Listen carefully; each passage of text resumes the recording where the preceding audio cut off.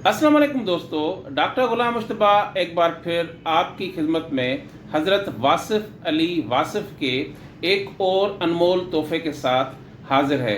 दोस्तों, आपने आजकल ये बड़ा महसूस किया होगा, हम रिश्तेदारों के दरमियान, दोस्तों के दरमियान, हमारे जो है वो कोलीग्स के दरमियान रंजिशें बहुत हैं।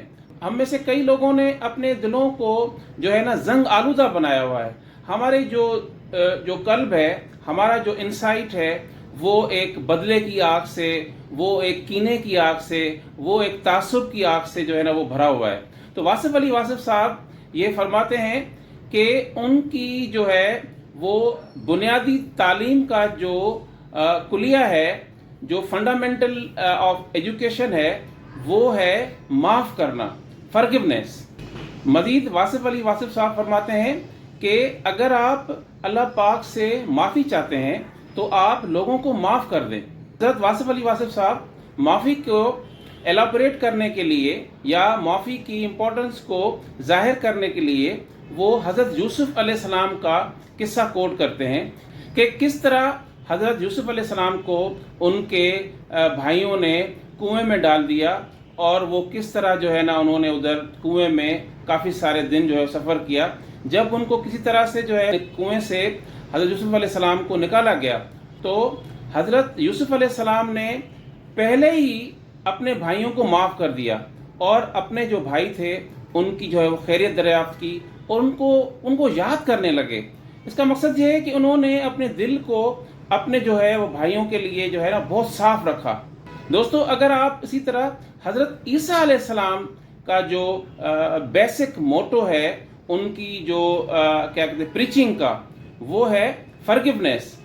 उनका ये एक स्लोगन था कि if someone slaps you on this cheek then offer the another cheek to him.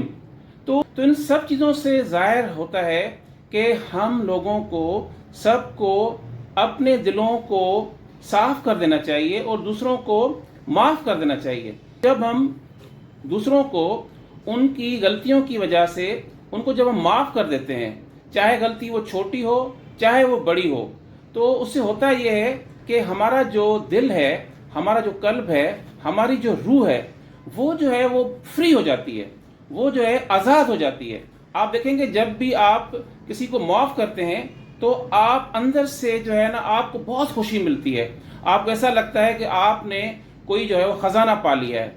उसकी वजह सिर्फ ये है कि माफ़ करना सबसे मुश्किल काम है और ये जब हम ये मुश्किल काम कर लेते हैं तो हमें अल्लाह की तरफ से हमारे कल्ब को उतनी ही ज़्यादा जो है वो खुशी मिलती है, हमें इत्मीनान मिलता है और हम सेटिस्फाई हो जाते हैं। और दूसरा मैंने एक्सपीरियंस किया है कि जब आप सरेंडर कर जाते हैं, जब आप किसी की नाजायज़ी को जब आप माफ़ कर देते हैं तो अल्लाह पाक आपको उसका ऐसा रिज़ल्ट देता है, कुछ ही दिनों के बाद जो है आपको नज़र आ जाएगा कि आपकी ज़िंदगी में जो है ना बहुत बड़ी तब्दीली आई है। अल्लाह पाक आपको बहुत नवाजता है किसी भी हवाले से। तो दोस्तों, आएँ आज ईद के दिन आपके दिल में अगर कोई भी रंजिश है किसी के लिए भी, तो उसको जो है ना आप माफ़ कर दें, उसके पास चले जाएं, उसको कॉल कर लें। किसी भी तरह से जो भी आपके कोई रिश्तेदार हैं, कोई दोस्त हैं या महल्ले में कोई लोग हैं जिनसे आपकी कोई ऐसी अनबन है या किसी भी हवाले से आपकी जो है ना कोई रंजिश है, तो उनके पास आप चल कर जाके उनसे माफ़ी मांगें और देखें कि आपको जो है ना कितना जो है ना वो लुत्फ़ मिलता है।